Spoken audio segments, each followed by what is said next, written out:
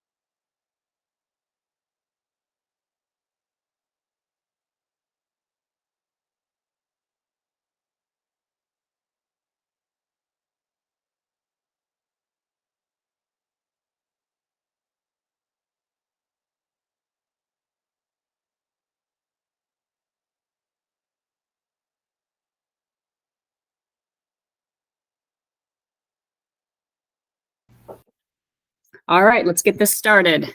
Good morning. Happy Monday to everybody. My name is Jackie Johnson. I'm the director of the Arizona Department of Gaming, and welcome today to the Event Wagering Application webinar.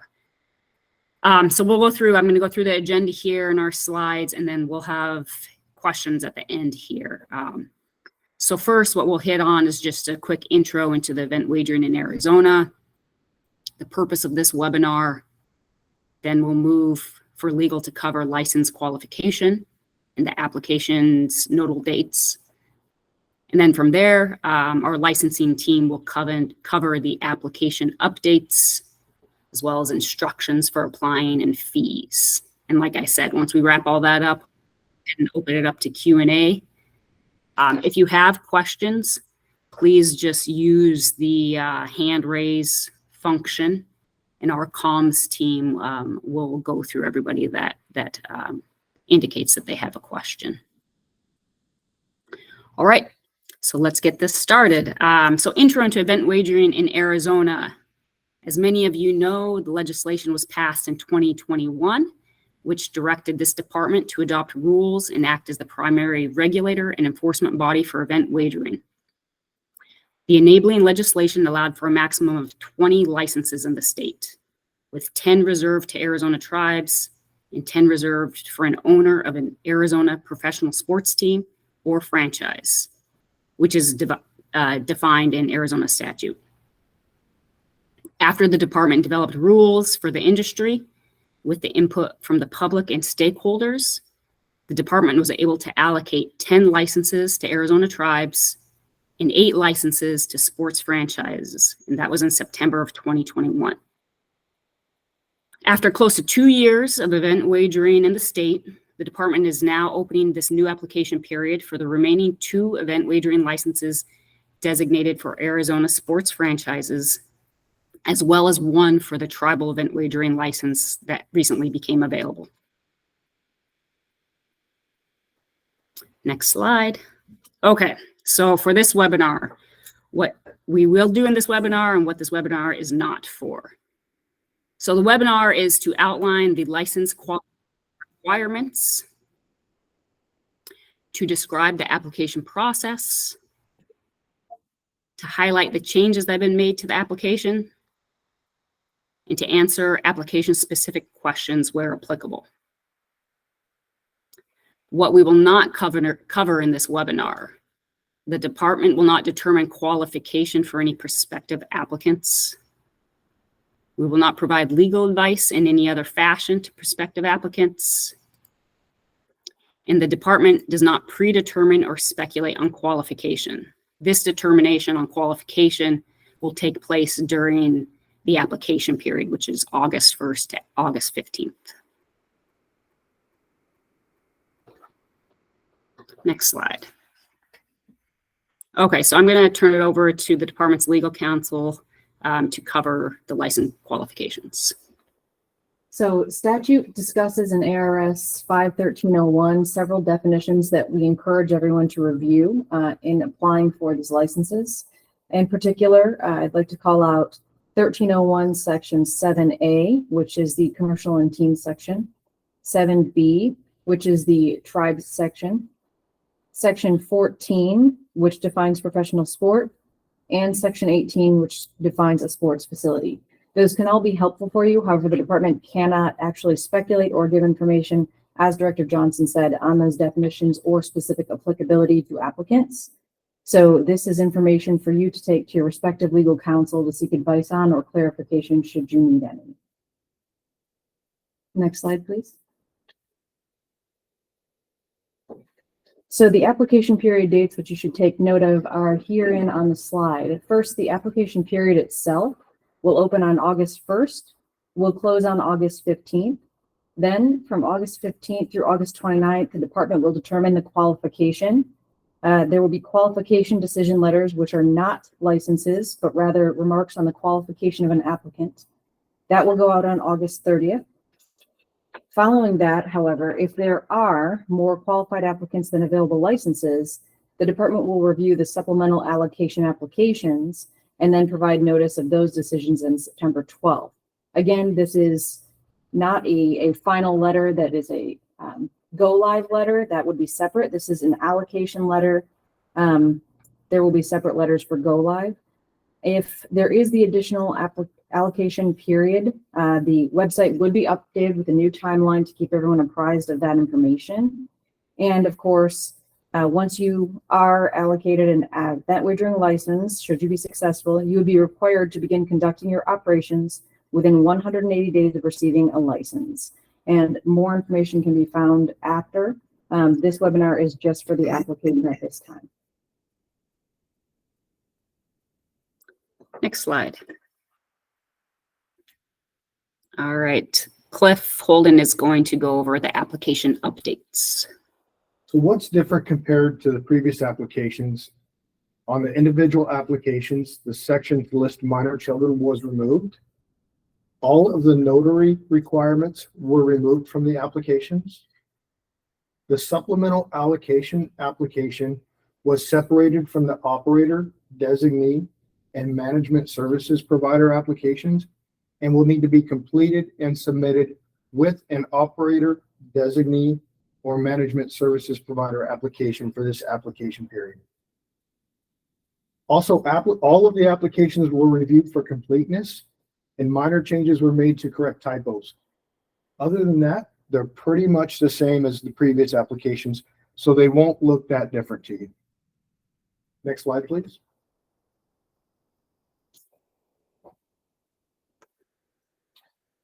If you're applying for an event wagering operator, designee, or management services provider license during the current event wagering application period, as I previously mentioned, in addition to the business application, you must submit the supplemental allocation application along with all individual disclosure forms for directors and officers. Examples are president, vice president, CEO, COO, CFO, or controller. Your application will not be considered complete unless the business application, supplemental allocation application, all individual disclosures, payment, and all other required documentation is received. There is a checklist on each application of all the required documentation that needs to be submitted. During our initial review, if any other individual disclosures are needed, will notify the main contact listed on the business application. To send applications to our secure email portal, please follow instructions that are on our website that aren't on this slide. But there is a link on our website with the application instructions and how to submit them through the secure email portal. On our website, there's also a link under the EWFS dropdown to make payment online. ADG will review the applications and supporting documents and make a licensing determination once they've been reviewed. Next slide. Application fees are posted here. I'll give you all a chance to take a look at this. There's the link for the where to make payment online that Aiden just posted in the chat. So the initial application fee is $100,000 for event wagering operators and designees. If allocated, the license fee is $750,000. Please keep in mind that initial $100,000 will be applied to that $750,000. So if you are allocated, you wouldn't have to send in $750,000 additionally. It would be a second payment of $650,000. And then the annual license fee for those licenses is $150,000.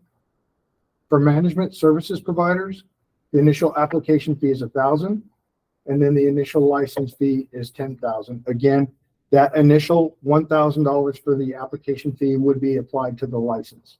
So it would be an additional payment of $9,000, not $10,000. And then the annual license fee for that license is $5,000. Next slide, please. All right. So like I said, pretty short and sweet here. As Cliff has mentioned, if you go to the Department of Gaming's website and click down on the tab for event wagering and fantasy sports, you'll see a link for payment as well as for this application period. And so you'll see the site there that has instructions on everything and covers a lot of what we have today. Thank you, Aiden, for putting that in the chat. So you can check in the chat. There's various links there provided. So at this time, if you have any questions, go ahead and raise your hand and we will try to respond.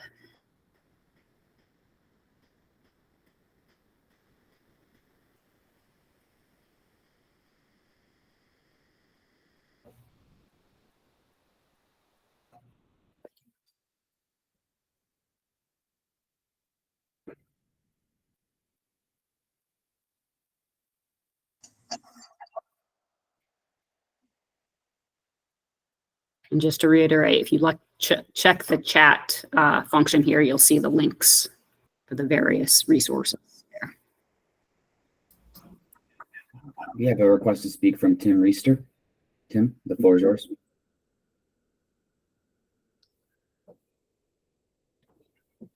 Tim, it looks like you're muted, sir. Are you able to hear me now? Yes. Wonderful. Thank you, Director Johnson. I wanted to thank you personally for providing this opportunity for us to gather and hear from your team. I had a question about our previous application fee. Our partner representing Phoenix Rising FC during the previous application period submitted the $100,000 fee. Is that still a credit that can be used by the partner or by us, or are we required to pay a new fee? This is a new application period, and so it is a new fee. And just to know, and I want to make sure my team that I'm saying this correctly, the application fee is a non-refundable fee. So that was from the prior application, so you would be required to submit a new application fee. Thank you for that clarification. You bet. Anyone else? If you called in, you can select *6 to unmute yourself if you wanted to, if you had a question. And it looks like we have a request from Carolyn Speroni. Carolyn? I think she might have just joined the call. My mistake.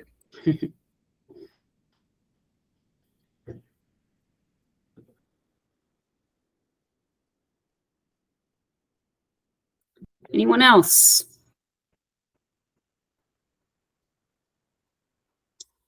Anyone from the department? You guys good? All right. Okay, obviously there are, everything's on the website, but if you do have questions, I think we have the email, is it the intake? Yes, EWFS intake at azgaming.gov. And that is on the website as well. For any questions, you can email WFS intake at azgaming.gov. Great, thank you, Max. So that email is also in the chat if you have questions as you start working on your application. Okay, with that, I think we are wrapping this up. I thank everyone again for joining us. We will be ready and available if there are questions that come up during this process. So thank you and have a good Monday. Thank you. Bye-bye.